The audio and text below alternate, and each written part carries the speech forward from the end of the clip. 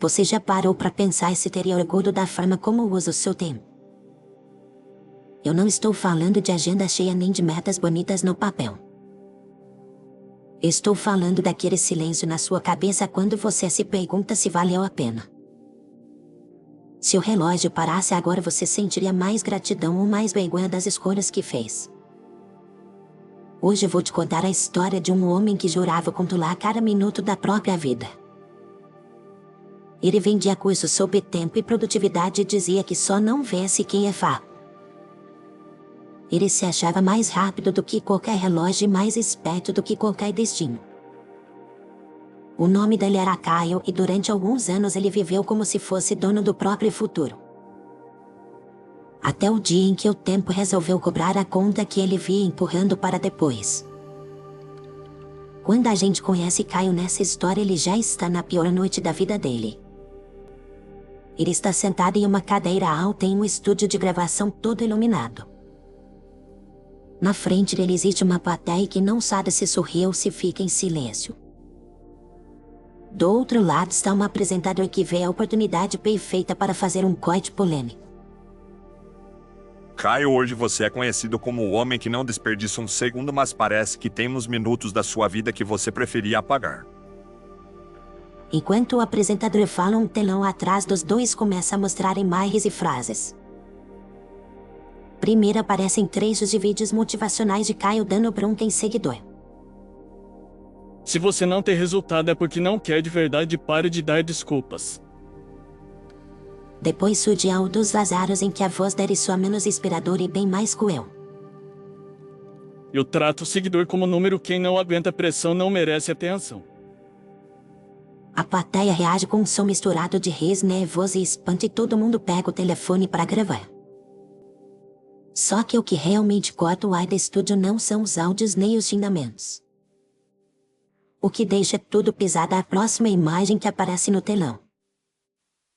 É a foto de uma garota deitada em um leito de hospital segurando um bilhete amassado. No bilhete se lê uma frase simples escrita com letra tremida. Por favor, não chegue atrasado dessa vez. Logo em seguida surge a foto de um caixão simples cercado de poucas flores. E no canto da tela aparece a data do velório da garota. E embaixo da foto do velório o telão mostra mais uma imagem agora com Caio sorrindo em um palco. Uma legenda aparece: lançamento do curso Liberdade através do tempo. A plateia fica em silêncio porque até quem não conhece a história consegue juntar as peças. Caio, quem é essa garota e por que o seu maior lançamento aconteceu no dia do velório dela? O rosto de Caio trava por um segundo. É a primeira vez em muito tempo que ele não tem uma resposta pronta. Para você entender como ele chegou a esse ponto, a gente precisa voltar alguns anos. Antes de virar guru de produtividade, Caio era só mais um jovem perdido em um escritório sem janela. Ele era estagiário em uma empresa que tratava gente nova como se fosse descartável. O trabalho dele era fazer planilhas repetitivas e buscar café para pessoas que nem sabiam o nome dele. Ele morava com os pais em um apartamento pequeno em um bairro barulhento. O pai tinha sido mandado embora de um emprego depois de décadas de serviço. Ele passava o dia assistindo televisão e repetindo que era tarde demais para recomeçar. Quando você chega na minha idade, nem dente quer mais, você só serve para lembrar que o tempo passou. A mãe de Caio fazia bicos para ajudar nas contas e tentava manter a família de pé. Come devagar, meu filho, você sempre faz tudo correndo como se o mundo fosse acabar. Caio cresceu com medo de virar uma mistura do cansaço da mãe com o desânimo do pai. Ele olhava para os dois e pensava que não queria chegar aos 40 com a sensação de que a vida escapou. Nesse mesmo bairro morava Lia, amiga de infância de Caio. Lia tinha saúde frágil desde 9 e carregava exames debaixo do braço como quem carrega cadernos. E mesmo assim ela tinha um jeito leve de olhar para os dias. Se eu tiver uma vida curta, pelo menos quero rir direito enquanto ela dura. Caio e Lia passavam horas conversando na calçada, falando sobre tudo aquilo que tinham medo de não viver. Foi em uma dessas tardes que eles entraram por brincadeira na sala de um astrólogo da vizinhança. Era um lugar apeitado com cheiro forte de incenso e muitas fotos amareladas na parede. O homem usara colares exagerados e falara devagar como se cada frase tivesse um peso. Você nasceu com um mapa forte em relação ao tempo. Seu destino é vencer o relógio, mas existe um preço. Kyle riu achando que era teatro barato. Se eu vencer o relógio já está ótimo, qualquer coisa é melhor do que chegar atrasado na própria vida. O astrólogo sorriu de um jeito estranho que ninguém levou muito a sério naquele dia. Cuidado para não perder quem te ama enquanto corre atrás da sensação de que está ganhando tempo. A frase entrou por um ouvido e saiu pelo outro, ou pelo menos foi o que Kyle quis acreditar. Alguns anos depois, cansado de ser explorado como estagiário, ele decidiu virar o protagonista da própria história. Ele começou a acordar antes do sol, fazer listas coloridas de tarefas e cronometrar até o banho. Para ele aquilo parecia finalmente uma forma de lutar contra o medo de desperdiçar a vida. Um dia ele gravou um vídeo curto com o celular apoiado em uma pilha de livros. Nesse vídeo ele dizia que tinha saído do atraso para virar dono das horas. Se eu conseguir sair do fundo do poço, você também consegue. O problema não é o tempo, é a sua desculpa. O tom era agressivo, mas a internet adorou. Pessoas cansadas e frustradas se sentiram cutucadas e curiosas ao mesmo tempo. Logo os vídeos de Kyle começaram a se espalhar como fogo seco. Ele inventou uma espécie de personagem, uma versão dele mesmo, sempre no controle.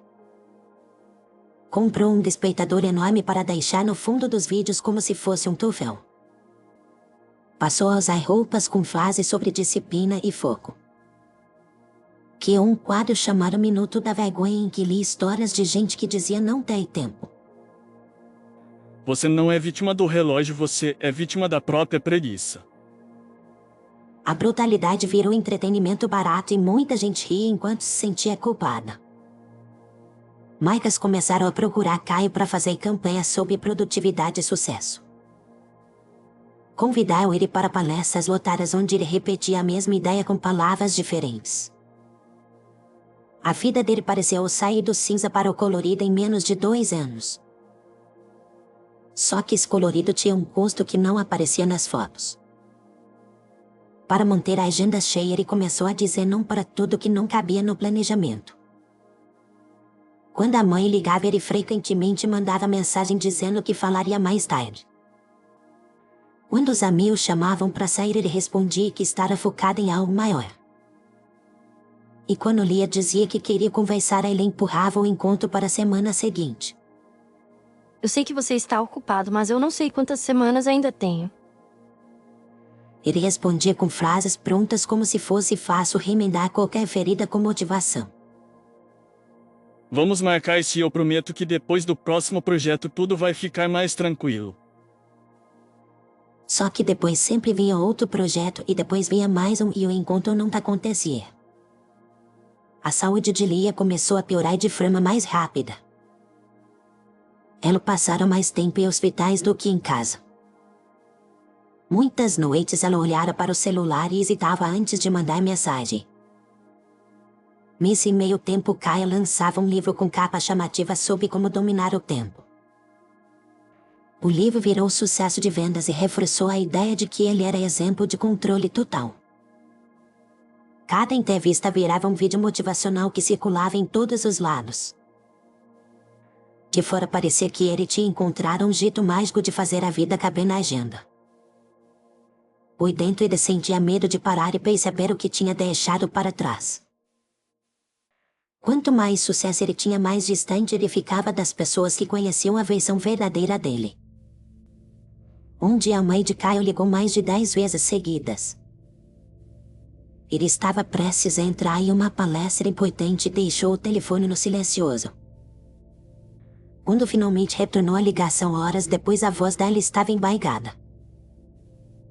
Eu só queria te contar que o médico achou algo estranho nos meus exames, mas tudo bem, depois a gente fala com calma. Kyle prometeu que iria ao próximo exame, mas quando chegou o dia ele estava em outra cidade dando entrevista. Ele mandou flores e uma mensagem carinhosa e postou uma foto antiga dos dois para aliviar a culpa. Os seguidores comentaram que ele era um filho maravilhoso. Quem olhasse só as redes acreditaria nisso sem esforço. Enquanto isso, Lia enfrentava mais uma internação. E uma madrugada de dor, ela gravou uma mensagem longa para Caio. Eu não vou fingir, eu estou com medo, eu sei que você está ocupado, mas eu queria que você estivesse aqui. Quando acordou e viu o áudio, Caio ouviu apenas uma parte. Ele respondeu com outro áudio estruturado como se fosse uma mini palestra. Você é mais forte do que imagina, respira fundo, pensa nas coisas boas que ainda quer viver, eu te vejo em breve. Ele acreditou que estava ajudando, mas na verdade estava entregando conforto em formato de atalho. O tempo foi passando e a agenda dele encheu ainda mais. Veio então o maior projeto da carreira, um curso caro sobre liberdade através do tempo. Ele passou meses preparando o lançamento, calculando cada detalhe e sonhando com números altos. Na semana decisiva, ele recebeu 2 notícias no mesmo dia. A primeira notícia foi que a mãe precisava de uma cirurgia delicada o quanto antes. A segunda foi que o estado de Lia tinha se agravado muito. O médico ligou para a família de Lia dizendo que seria bom chamar as pessoas mais próximas. Nesse mesmo dia, Kai estava em uma sala de reunião discutindo metas de venda do curso. Ele olhou para a agenda e sentiu o peso de todas as escolhas em cima da mesa. Se adiasse o lançamento, perderia patrocinadores e contratos. Se priorizasse a família, perderia a imagem de homem infalível que tinha construído. Ele respirou fundo e fez o que vinha fazendo há anos. Escolheu o projeto. Remarcou a cirurgia da mãe para depois do lançamento e respondeu às mensagens da família de Lia com frases vagas. Eu estou em outra cidade, mas estou torcendo por ela. Assim que passar esse evento, eu apareço. Na noite anterior à abertura do carrinho do curso, Lia mandou mais um bilhete curto. Se eu não aguentar, eu quero acreditar que pelo menos você tentou chegar a tempo. Caio leu a frase no meio de teste de luzes do palco e decidiu responder depois. No dia seguinte, ele subiu ao palco diante de uma plateia empolgada. Falou sobre coragem, foco e decisões firmes. Cada palavra parecia um tijolo na muralha que ele construía entre quem ele era e quem fingia ser. Enquanto ele sorria para as câmeras em outra parte da cidade, Lia dava o último suspiro. No velório, poucos parentes e alguns amigos próximos se reuniram em volta do caixão simples. Alguém comentou baixinho que tinha mandado mensagem para Caio. A resposta dele foi que estava em uma viagem de trabalho importante. Naquele mesmo horário, ele aparecia em uma transmissão ao vivo falando sobre viver sem arrependimentos. Essa contradição ficou guardada por alguns anos, quase como um segredo mal resolvido. Só que segredos assim não somem, apenas esperam o momento certo para voltar. A sobrinha de Lia cresceu ouvindo a história daquele amigo que nunca chegou. O nome dela era Nina e ela não esqueceu o rosto de Caio nas poucas fotos antigas da tia.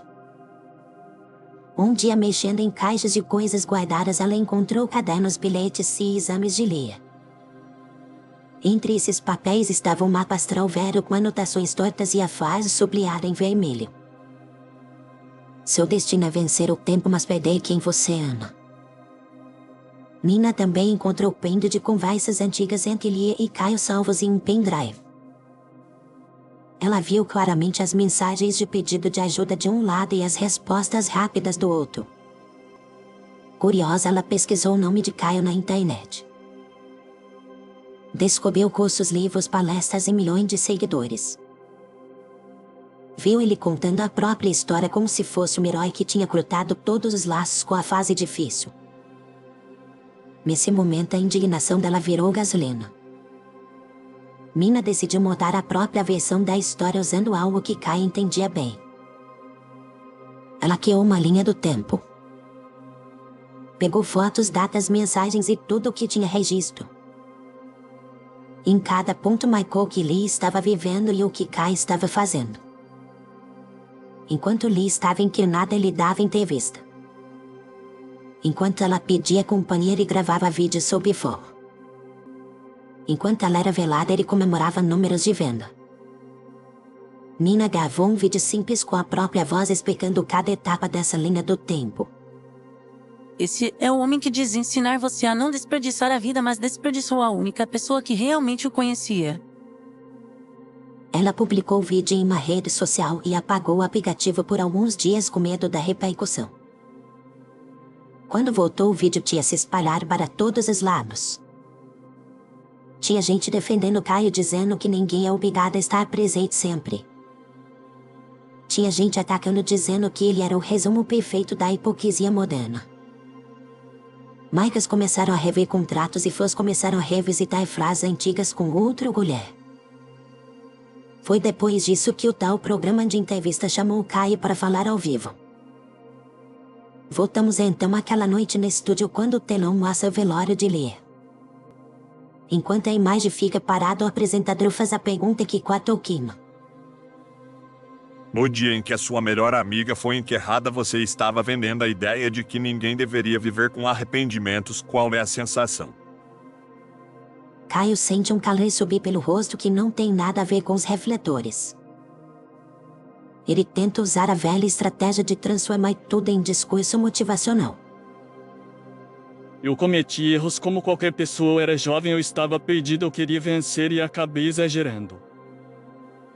Só que agora as pessoas não se contentam com fases várias. Nos bastidores, um produtor sinaliza que a mãe de Kai está ligando insistentemente. Ele ignora por alguns minutos, tentando terminar a entrevista de um jeito menos desastroso. Quando finalmente olha o telefone, vê várias chamadas perdidas do pai e uma mensagem curta. Vem para o hospital o quanto antes. A gravação é encerrada e o apresentador agradece com um sorriso protocolar. Boa sorte com tudo, Caio. O público decide o resto. Sem disfarçar o desespero, Caio sai quase correndo do estúdio. O motorista desvia por ruas cheias enquanto o relógio do painel parece deitar cada minuto. No caminho, ele tenta pensar em todas as vezes em que disse que tempo é questão de prioridade. E percebe que quase nunca tinha colocado as pessoas na lista de prioridades reais. Chegando ao hospital, ele encara corredores claros demais e cadeiras desconfortáveis. O relógio de parede marca um horário que ele sabe que nunca mais vai esquecer. Uma enfermeira pede que ele espere um pouco, e isso dói como uma ironia final. Quando o médico aparece no fim do corredor, o rosto dele já traz a resposta. Sinto muito, ela se foi há alguns minutos. Kai anda no quarto vazio onde antes estava a mãe. Olha para a cama desocupada, para o travesseiro ainda marcado e para uma sacola com roupas dobradas. Ele nunca tinha chegado tão pontual em um lugar onde não precisava mais estar. Nesse instante, todas as frases sobre disciplina, sucesso e foco são dentro da cabeça dele. O homem que vendia minutos descobre que não tem como negociar com o relógio que realmente importa. Alguns dias depois, ele some das redes sem avisar. Os vídeos antigos continuam circulando, mas agora sempre acompanhados de comentários duros. Com o tempo, o escândalo perde força na superfície. Outra polêmica aparece, outro nome cai, outro assunto toma o lugar. Só que dentro de Kai alguma coisa finalmente parou para encarar o que sempre fugiu. Ele passa meses longe de câmeras tentando entender quem ele é sem aplauso. Conversa com o pai, olha de novo para as coisas da mãe e encontra bilhetes antigos guardados em caixas. Eu sei que você tem medo do tempo, mas ele também é o jeito que a gente vive as coisas juntos. Essa frase simples que antes parecia apenas um carinho vira uma espécie de lembrete diário. Um ano depois, Caio volta para a internet, mas de um jeito bem diferente. Ele aparece em um canal pequeno sem grandes produções. Não promete fórmulas nem usa palavras fortes para provocar culpa. Eu não controlo o tempo, e nem você. O que a gente pode tentar controlar é a honestidade com que escolhe o que faz com ele. Alguns dos antigos seguidores reaparecem curiosos. Uns acham que é teatro, outros enxergam os sinais de alguém quebrado tentando montar outro tipo de vida. E é aí que a nossa história volta para você. Talvez você nunca tenha vendido curso nenhum, talvez você nem goste da palavra produtividade. Talvez você só sinta que vive correndo atrás de coisas que nem sabe mais por que queria. Talvez você esteja empurrando conversas importantes para depois acreditando que as pessoas vão esperar.